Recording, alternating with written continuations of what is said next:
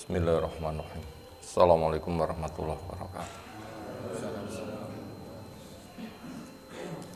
Alhamdulillahirabbil alamin. Alladzi ahyana ba'dama amatana wa ilaihin nusyur. Wa asyhadu an la ilaha illallah wahdahu la syarikalah. Wa asyhadu anna Muhammadan abduhu wa rasuluh. Allahumma sholli ala Muhammad wa ala alihi wa ashabihi wa man tabi'ahum bi ihsanin ila yaumiddin. Ya ayyuhalladzina amanu taqullaha haqqa tuqatih wa la tamutunna illa wa antum muslimun wa ba'du. Fa inna asdaqal hadisi kitabullah wa khairal hadi Muhammadin sallallahu alaihi wasallam.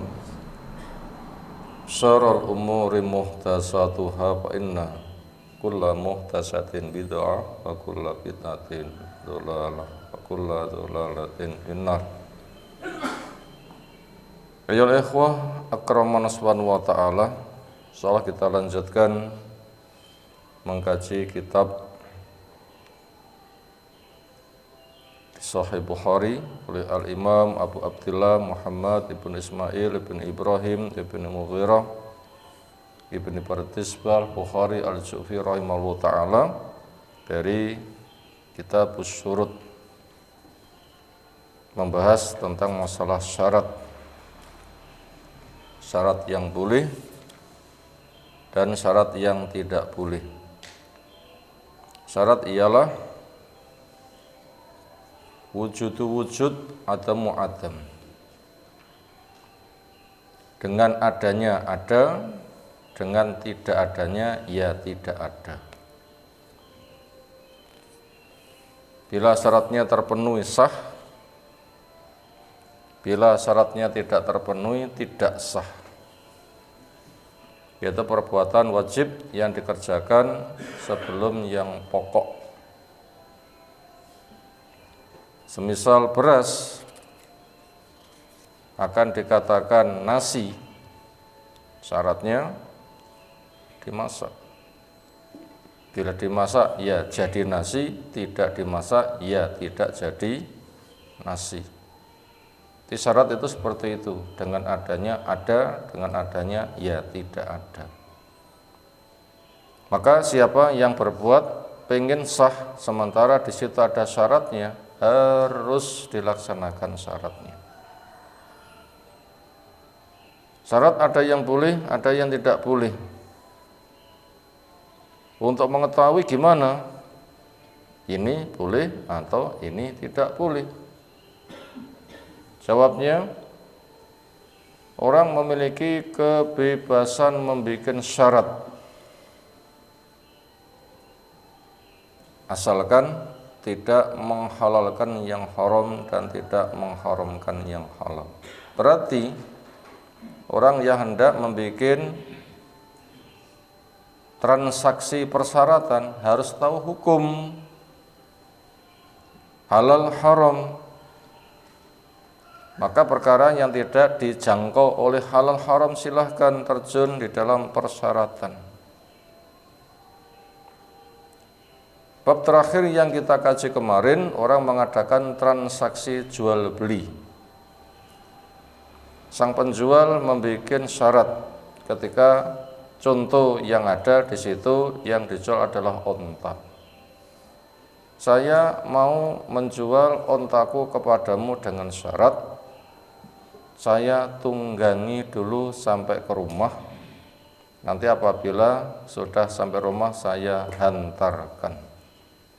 Karena sekarang saya masih ada di perjalanan dan itu jauh dan butuh kendaraan.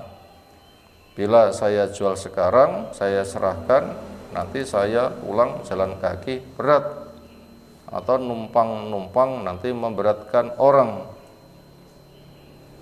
Makanya saya mau menjual ontaku kepadamu dengan syarat saya tunggangi dulu sampai ke rumah. Bila sudah sampai di rumah nanti akan saya serahkan. Disepakati, sah. Karena syarat seperti itu tidak masuk kepada pembahasan menghalalkan yang haram atau mengharamkan yang halal.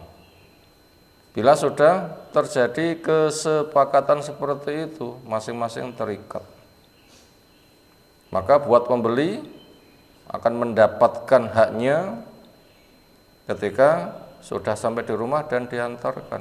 Tidak boleh dihadang di tengah jalan. Serahkan sekarang.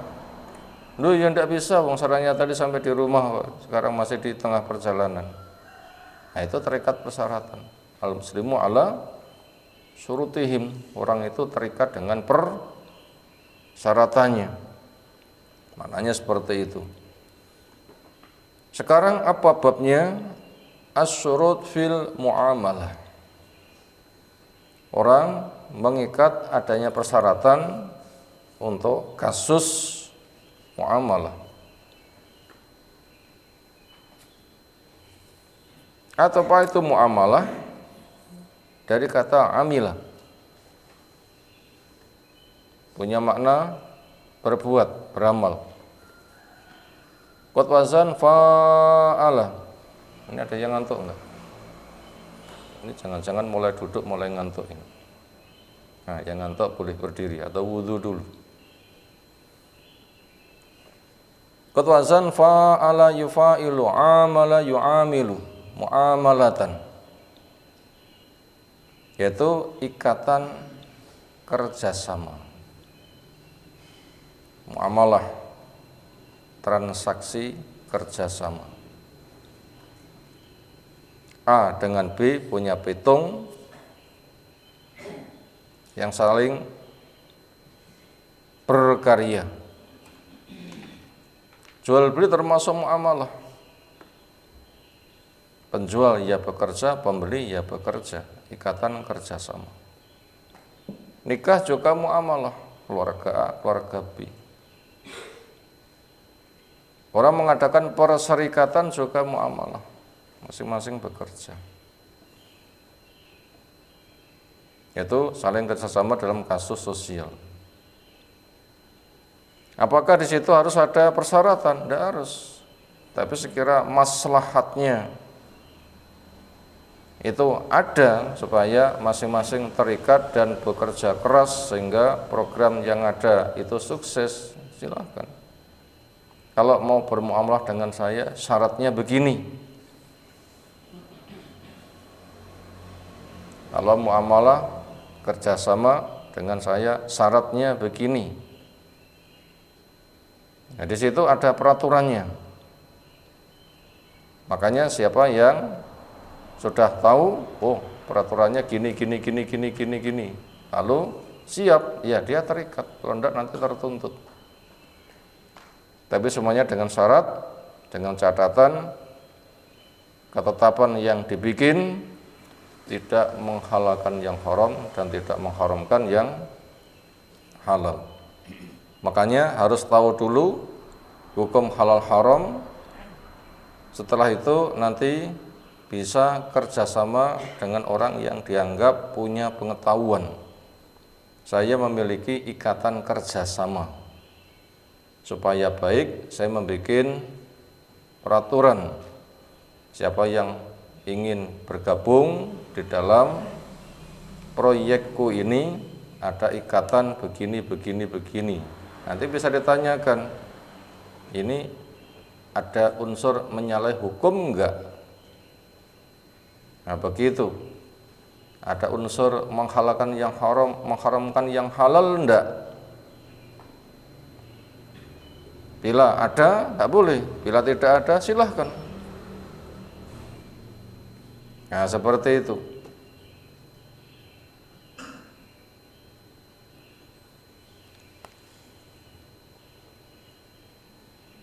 Silahkan bacakan hadisnya. Sing ngantuk dulu silahkan membaca. Supaya sing ngantuk dhisik, biar kena untuk obat. Ayo.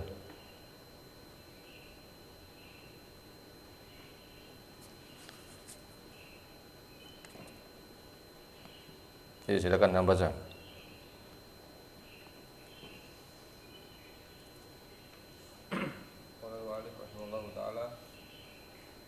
Qala Syu'batu anu bawah bab baru. Bab surut fil muamalah. Yang kemarin kita anggap sudah cukup. Bab syuruti fil muamalati. Qala Imam Bukhari rahimahullah taala haddatsana Abu Yamani qala akhbarana Syu'aibun qala haddatsana Abu Zinadi anil A'raji an Abi Hurairah radhiyallahu anhu qala qalatil ansaru lin nabiy sallallahu alaihi wasallam aqsim bainana wa baina ikhwanina Iksim bainana wa baina ikhwanina an-nakhila qala la faqalu takfunana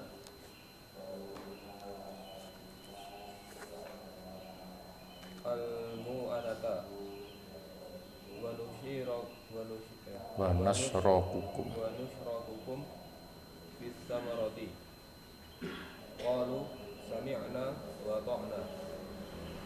Terus hadis kedua.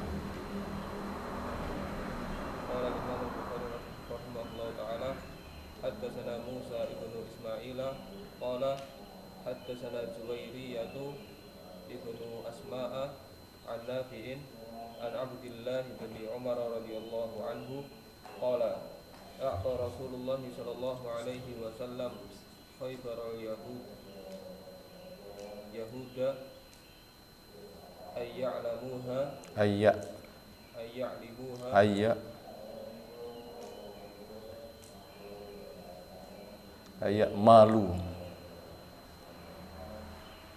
maluha wa yasra'uha wa lahum syartu la yakhruju wa lahum syataru la yakhruju minha. Ya, jadi olak-walik nanti gak karuh-karuan. Ada dua hadis untuk bab ini. Hadis pertama, An Abi Hurairah Abdurrahman bin Sahar At-Tausi radhiyallahu anhu qala qalatil ansor, orang Ansor mengatakan lin nabiyyi, kepada Nabi sallallahu alaihi wasallam, iksim, tolong bagilah, didum, bainana, antara kami, wa baina ikhwanina, dan antara saudara kami, yaitu dari muhajir, an-nakhila, pohon korma. Qala, jawab Nabi sallallahu alaihi wasallam, jangan begitu. Wa qala Ansor, maka Ansor mengatakan kepada muhajir, kalau begitu ide pertama belum disetujui, sekarang ide yang kedua. Takfuna, kalian tanggung al-maunata, penggarapannya. Wa nasrakukum, dan kami akan berserikat bersama kalian fis samarati, di dalam buahnya. Ternyata Nabi SAW tidak menolak, mendiamkan berarti mengizinkan. Akhirnya muhajir menghadapi tawaran ini, mereka menyetujui. Kalau gitu terikat persyaratan. Qalu, di mana muhajir mengatakan sami'na wa ata'na, kami dengar, kami taat. Hadis ini juga sudah terbaca di Al-Adab Al-Mufrad oleh Imam Bukhari pada bab Al-Muwasah fis sanah wal maja'ah. Al-Muwasah maknanya al-mu'awanah atau al-musa'adah, saling tolong, saling bantu, saling asah, saling asuh, saling memberikan kemanfaatan ketika terjadi paceklik, kelaparan merajalela di mana-mana. Ayo untuk menanggulangi musibah ini kita ta'awun, kerjasama. Termasuk untuk pembahasan itu ada 3 hadis. Nah ini hadis pertama sama-sama riwayat Imam Bukhari, yang satu di Jami' Shahih, yang satu di kitab Al-Adab Al-Mufrad. Kasusnya adalah ikatan persyaratan yang ada antara Muhajir dan Ansor.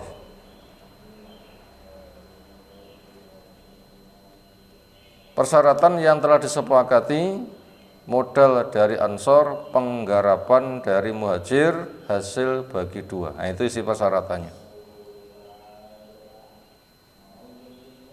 Yaitu penggarapan lahan, modal dari Ansor, tenaga penggarapan dari Muhajir, hasil bagi 2. Berarti kalau gitu Ansor menyediakan lahan, Muhajir menggarap lahan, hasil bagi 2.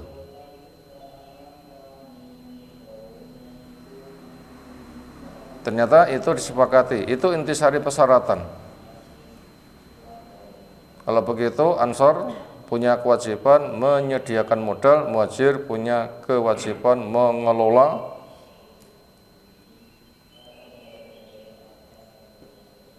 Andaikan tanah ya digarap sampai metuasili, nanti ketika sudah panen bagi hasil. Nah, bagi hasil itu berapa? Agama enggak memberikan ketetapan, silahkan kalian bikin kesepakatan.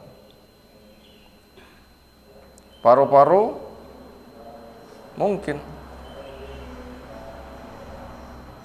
Bila penggarap itu semata tenaga tok, itu mungkin nanti dapat 1/3. Pemilik punya modal sekaligus menyediakan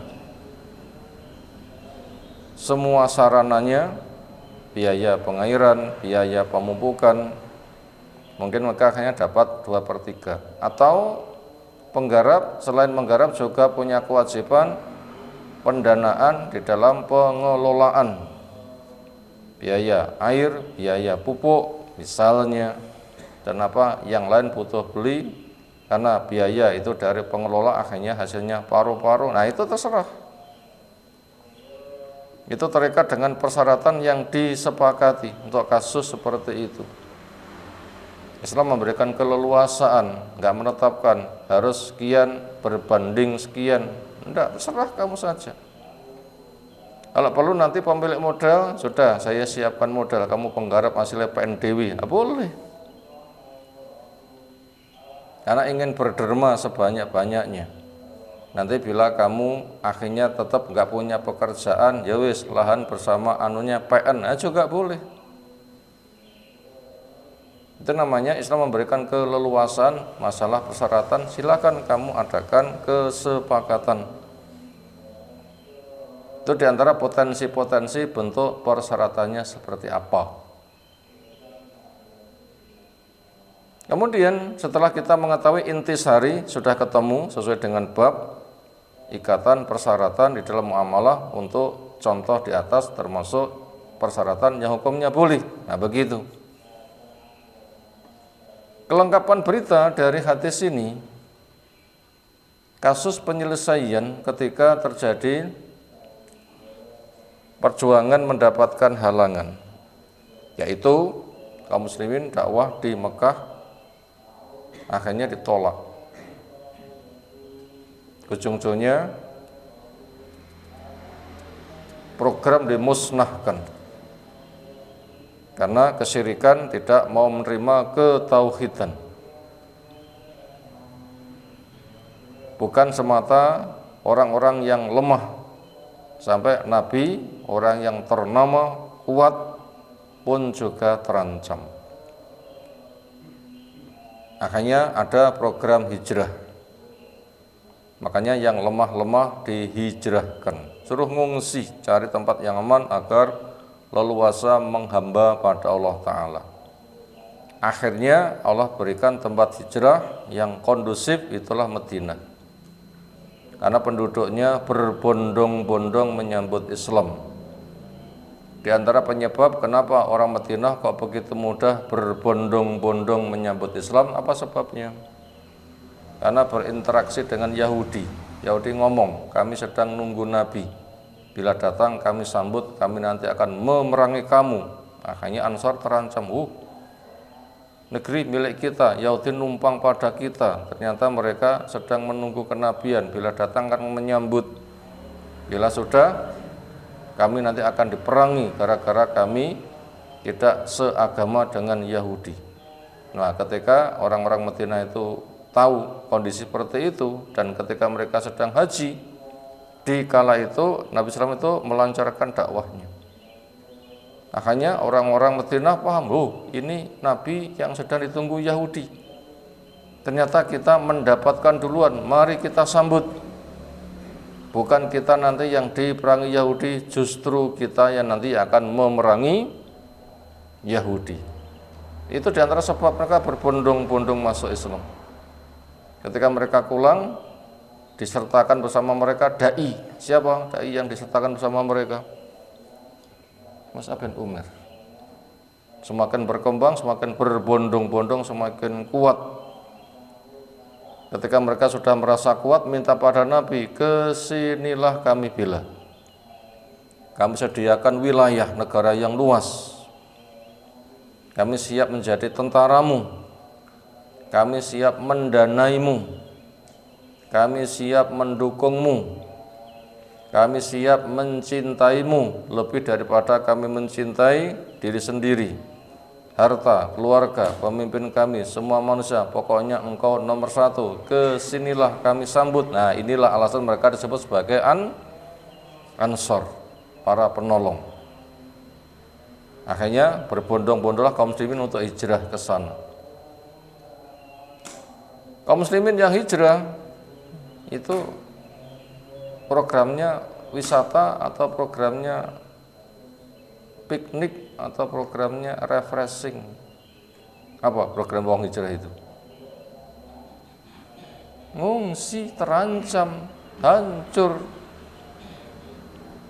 Yang penting melayu cari tempat yang aman. Itu bukan wisata. Bahkan mereka banyak yang gak punya apa-apa.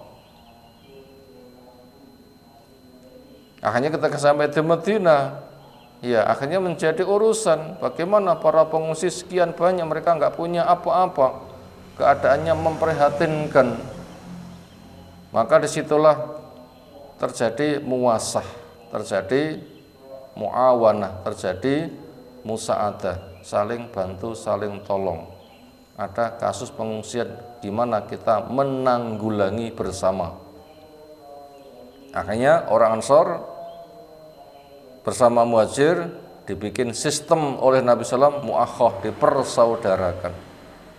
Makanya satu Muhajir ditolong oleh satu keluarga Ansor, sehingga ditampung mereka. Nah, ketika mereka menampung, bukan semata menampung, tapi memberikan solusi.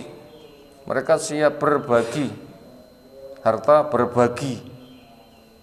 Untuk kasus di sini, kami adalah punya lahan, punya tanaman, bentuknya kebun kurma. Kalau begitu, dalam rangka ta'awun ini, kebun kurma akan saya bagi menjadi dua, separuh kami garap, separuh kamu garap. Nah, gitu yang mereka tawarkan. Itu bentuk muwasahnya, saling tolong menolong itu ada di situ. Kemudian Nabi SAW memberikan jawaban, bukan begitu caranya. Kamu sebagai pemodal, kami sebagai penggarap. Nanti hasil dibagi dua. Itu akhirnya kesepakatan ada di situ. Kesepakatan itu ada di situ. Nah, itu hadis pertama kurang lebih isinya seperti itu. Untuk perkembangan berikutnya, akhirnya orang Muhajir itu mandiri karena ketika terus berjuang, berperang, mendapatkan kemenangan, berbagai macam penaklukan, sehingga para Muhajir akhirnya menjadi orang-orang yang kaya, sebagian jadi pengusaha yang sukses. Ada Abdurrahman bin Auf, ada Utsman dan semisalnya, sehingga kondisi kaum muslimin amat sangat kuat di Madinah, sehingga kasus pengungsian itu sudah tertanggulangi dan selesai. Kapan puncaknya para muhajir mendapatkan kemandirian? Puncaknya muhajir dapat kemandirian, siapa tahu? Penaklukan Khaybar tahun 7 Hijriah. Karena ghanimahnya gak karu-karuan. Jika mereka mengatakan, kami tidak pernah sepuas ketika mendapatkan ghanimah daripada ghanimah yang kami dapatkan dari Khaybar. Karena Khaybar itu wilayah Yahudi, mengadakan pengkhianatan, ditaklukkan, akhirnya orang-orangnya dijadikan pekerja. Wilayah milik kaum muslimin ketika negara dibagi-bagi tentara, jatah tentara sangat banyak sekali. Andaikan seorang tentara mendapatkan ghanimah tanah satu desa, koyong apa sugi. Misalnya dipahami seperti itu. Ini untuk menggambarkan besar. Sudah kaya belum? Wong sitok tanahnya seluas tanah satu desa. Berapa hektar? Ini tanduri tebu satu panen untuk piro ini aja. Kaya raya. Kaya raya. Nah, senada dengan itu. Misalnya saja untuk menggambarkan besar menggunakan bahasa kita. Sekarang kita masuk pada hadis yang nomor 2. Hadis diceritakan dari Abdullah radhiyallahu anhu, ketika enggak disebutkan lengkap seringnya bin Mas'ud.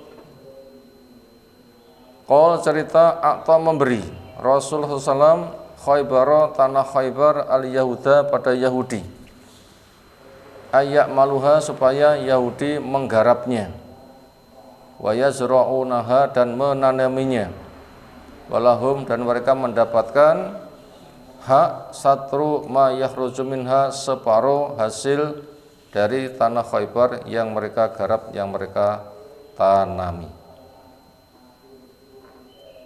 Hadis ini berkaitan masalah persyaratan. Kita hubungkan dengan bab dulu. Insyaallah nanti berikutnya kita gali pelajaran yang lain. Untuk mengetahui pembahasan ini kita butuh tahu latar belakangnya dulu. Bahwasanya Madinah itu dihuni oleh dua suku besar asli, penduduk asli, apa? Aus Khazraj. Agamanya penyembah berhala. Sentra korma Arab. Ahli kitab Yahudi maupun Nasoro diberitahu di kitab mereka, Nabi berikutnya diutusnya di daerah sentra korma. Siapapun tahu mana Arab sentra korma? Madinah. Inilah kurang lebih alasan Yahudi kenapa mereka jadi penduduk Madinah. Karena mereka menyambut Nabi yang telah diberitakan. Untuk jadi penduduk Madinah, akhirnya mereka menjadi khalif, orang yang terikat, numpang dengan persyaratannya. Sebagian gabung ke suku Aus, sebagian gabung ke suku Khazraj, sehingga jadi masyarakat penduduk asli Madinah dan orang yang berlatar belakangnya pencari Nabi dari ahli kitab Yahudi terutama. Makanya di dalam urusan pemahaman agama, orang Madinah banyak berkiblat kepada orang Yahudi, dianggap punya ilmu, ahli ilmu, sehingga banyak tradisi akhirnya niru gaya Yahudi. Maksudnya seperti itu. Ketika Nabi SAW datang ke Madinah, hijrahnya, makanya Yahudi itu ikatan persyaratannya dengan Aus atau Khazraj. Harus tunduk kepada keputusan Aus dan Khazraj.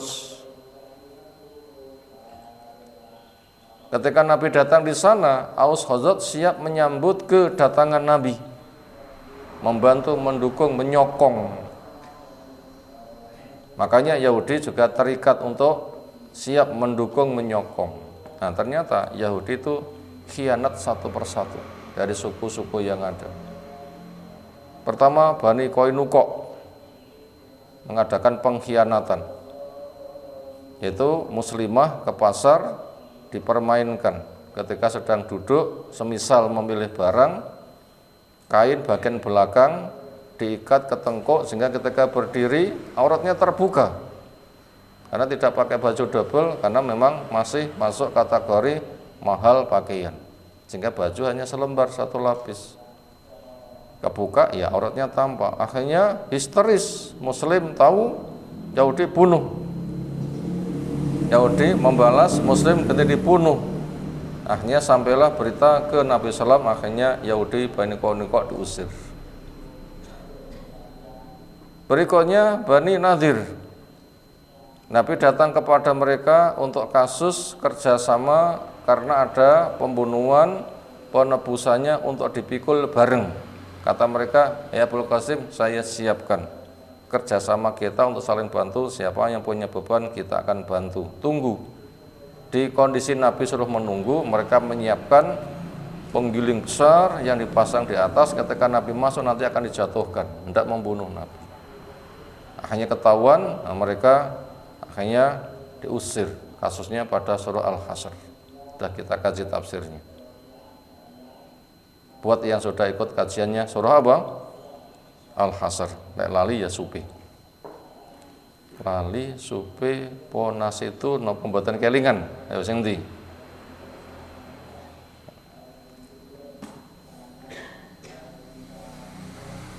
Lalu berikutnya Bani Quraidah mengadakan pengkhianatan. Ternyata mereka ketika kaum muslimin dikepung oleh Quraisy pada perang Ahzab, mereka berserikat dengan Quraisy. Berkhianat, mestinya sama-sama menjaga Madinah, malah kerjasama dengan Quraisy. Quraisy ngerusak, nyerang dari luar, Yahudi akan nyerang dari dalam. Nah, pengkhianatan besar. Akhirnya ketika Quraisy dihancurkan oleh Allah dengan dikirimkan angin soba kencang dan super dingin, porak-poranda, mereka kacau. Berikutnya menyelesaikan pengkhianat dari dalam Madinah. Siapa? Yahudi Bani Quraidah. Hanya kepung mereka.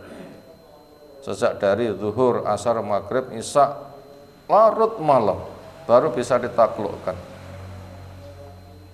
Makanya doa Nabi SAW, laknat Allah menimpa kepada Yahudi, atau moga Allah memenuhi kubur-kubur mereka dengan api, karena mereka menghalangi kita dari sholat asar.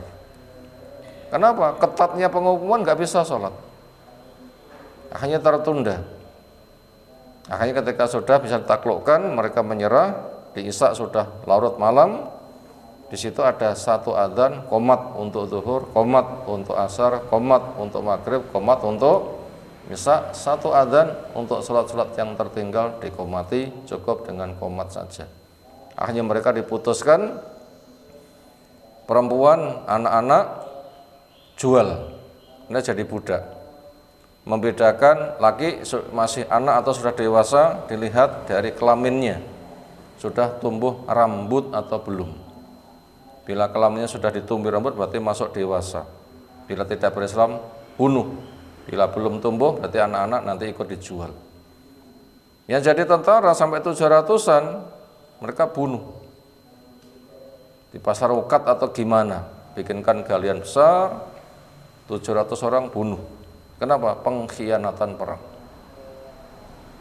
Terakhir Yahudi berbenteng di Khaybar, Madinah ke utara, arah Syam, sekitar 80 atau 100 mil, di 100 kilo punjul jaraknya. Akhirnya dikepung panglima perang yang diutus Nabi SAW itu adalah Ali. Waktu itu Nabi katakan, saya hendak mengangkat panglima perang yang Allah cinta pada dia, dia cinta kepada Allah, Allah memberikan kemenangan. Kaum muslimin lomba, muka-muka aku, muka-muka aku, muka-muka aku. Kenapa tertarik jaminan? Sampai Umar menampakkan diri yang semula nggak ada hasrat, kali ini berhasrat. Kenapa? Karena jaminannya luar biasa. Apa? Allah cinta dia, dia cinta Allah, Allah menjamin menang.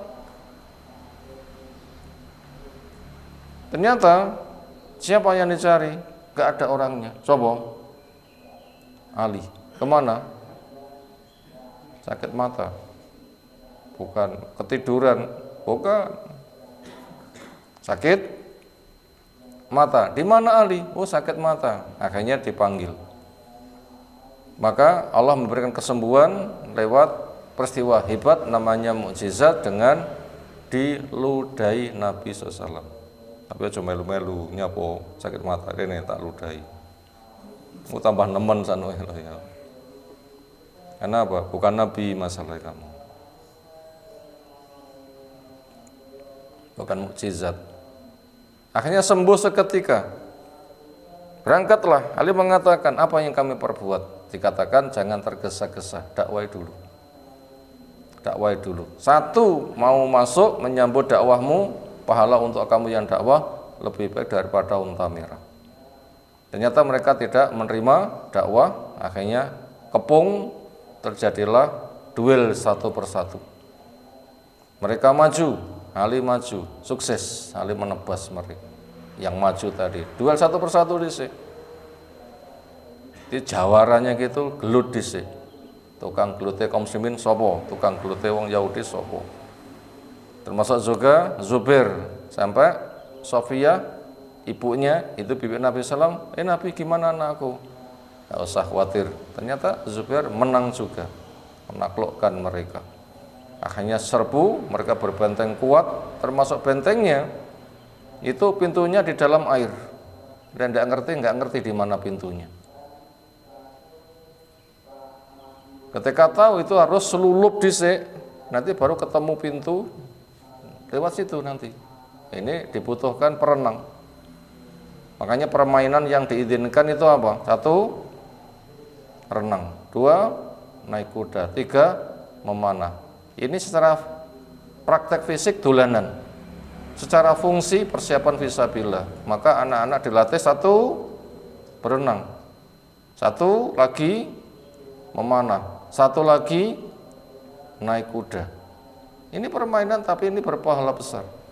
Kenapa? Persiapan fisabilillah. Akhirnya bisa menyelam, tahu pintunya, masuk. Nah, di situ bisa membuka, kaum muslimin bisa masuk dan menaklukkan mereka. Itu kisah penaklukannya seperti itu, silahkan dibaca di dalam sejarahnya. Akhirnya kemenangan milik kaum muslimin. Akhirnya Yahudi mereka menjadi pengkhianat kaum yang kalah perang. Diapakan mereka? Terserah kaum muslimin. Andaikan diperlakukan seperti Quraidah, perempuan, anak-anak jual boleh, laki-lakinya bunuh boleh. Yang jelas tanahnya menjadi milik kaum muslimin menang menguasai harta dan orangnya. Orangnya bisa jadi budak. Negerinya menjadi milik kaum muslimin, dibagi-bagi. Wong sita dapat pembagian tanah berapa luasnya bersama kebun kurma, itu sentra. Itu kaya raya sekali. Akhirnya Yahudi untuk kasus ini mereka diputuskan sebagai apa? Dijawab, diputuskan sebagai orang yang hidup numpang di wilayah kaum muslimin, hidupnya numpang. 2, harus tunduk. 3, dijadikan pekerja. Yahudi, kalian saya putuskan boleh numpang di negeriku. Andaikan kalian dibunuh, jual, boleh. Tapi keputusan kami untuk kami ambil manfaat. Kalian boleh numpang di negeri kami, tunduk kepada kami, yang produktif, bayar pajak. Kemudian pekerjaan kalian apa? Mengolah lahan kami. Mengolah lahan kami. Tanami kurma. Kaum muslimin ngontrol sehingga maksimal. Sehingga mereka yang garap. Berarti modal milik kaum muslimin, penggarapnya Yahudi. Kontrol ketat. Nanti apabila sudah datang masa panen, hasilnya dibagi 2. Di situ letak persyaratannya ada di situ. Itu contoh syarat yang boleh. Di situ ada persyaratan namanya musaqat atau muzara'ah. Itu suruh nggarap tanah, waktunya ngeri airannya, waktunya menanam tanamono, waktunya nggarap garapen, diolah dengan sebaik-baiknya. Nah begitu diolah sebaik-baiknya, bila sudah nanti hasilnya paru-paru. Itu syarat yang ditetapkan oleh kaum muslimin. Akhirnya puncaknya Yahudi diusir total di masa Umar bin Khattab, sehingga di Jazirah Arab tidak boleh ada dua agama yang bersanding. Yang ada hanya satu agama saja. Agama apa? Islam. Yahudi sudah ditiadakan. Di mana mereka? Ya terserah diusir, pokoknya minggato dari Madinah. Saya sudah nggak butuh pada kalian. Senada dengan itu, wilayah milik kami, kami garap sendiri, kami mandiri. Kamu saya putuskan untuk minggat. Kenapa? Kalian pengkhianat. Akhirnya ditaklukkan, kalah perang. Nah seperti itu. Makanya dengan sejarah kayak begitu, bila Yahudi itu dendam kepada kaum muslimin, ya wajar. Pertama, tidak ridho sejak dari dulu. Yang kedua, musuh yang paling keras. Apalagi ada sejarah begitu, semakin apa? Dendam. Makanya apabila membantai sampai sekarang, bahkan menjadi penyambut Dajjal yang sedang ditunggu, yang punya program untuk menguasai Arab bahkan dunia, itu wajar. Tapi sehebat apapun Dajjal nanti ketika keluar, tapi juga tetap akan hancur dengan Allah netralkan dengan diturunkannya Nabi Isa alaihissalam, dan itu termasuk tanda-tanda kiamat besar. Nanti turun Ya'juj dan Ma'juj, Allah mau musnahkan, turun masa yang sangat subur sekali sehingga mencari orang yang bersedekah kene sing nompo. Sekarang kalau kita sedekah masih ada yang menerima. Akeh wong golek dana. Makanya ketika ada orang cari dana segera beri. Kenapa? Mumpung harta masih berharga. Sedekahmu enggak mengurangi hartamu, sedekahmu akan menggugurkan dosamu. Bagaikan air memadamkan api. Mumpung berfungsi sedekah sing akeh. Lek kerja niate untuk sedekah. Kenapa? Itu fungsinya besar, itu enggak akan mengurangi harta. Dan akan memadamkan, akan menggugurkan dosa bagaikan air memadamkan api. Mumpung berfungsi kerja sing tenanan banyak sedekah untuk pribadi sak pantese. Kenapa? Mumpung harta masih berfungsi. Kenapa? Akan datang masa harta enggak berfungsi. Kenapa? Sogeh kabeh. Kenapa? Karena Dajjal hilang, Ya'juj Ma'juj hilang, alam itu sangat subur, saking suburnya delima sing gedene. Amin ya, kira gede ya, delima ya. Itu nanti gedene kulitnya saja dimasuki orang berdiri, kepala enggak bentur, tapi udah gede nih delima. Cak ruangan di mama nih kira-kira ya, ini delima situ, melebu bledek. Bila sudah kayak gitu kondisinya sangat makmur, sehingga enggak ada orang miskin, orang sedekah gak ana sing nompo. Andaikan itu kamu serahkan kepada kami gambar, kami butuh sekarang sudah enggak, kami enggak butuh. Pengen golek pahala cari dari sedekah enggak ada. Kalau gitu harta enggak ada gunanya. Nah, mumpung masa itu belum datang, maka sekarang masih dibutuhkan, makanya pendanaan itu alirkan. Entah nolong saudara kita di Palestina, kebanjiran di mana, menanggulangi fakir miskin, perjuangan dakwah, belajar yang dari keluarga miskin, untuk pengembangan sarana prasarana. Ini masih sangat dibutuhkan, mumpung masih berfungsi sedekah. Sebab kalau tidak, akan datang masa harta nggak ada gunanya, pengen cari pahala dengan sedekah, nanti akan mengalami apa? Kegagalan. Mungkin itu yang kita kaji pagi hari ini, satu judul tentang syarat di dalam muamalah.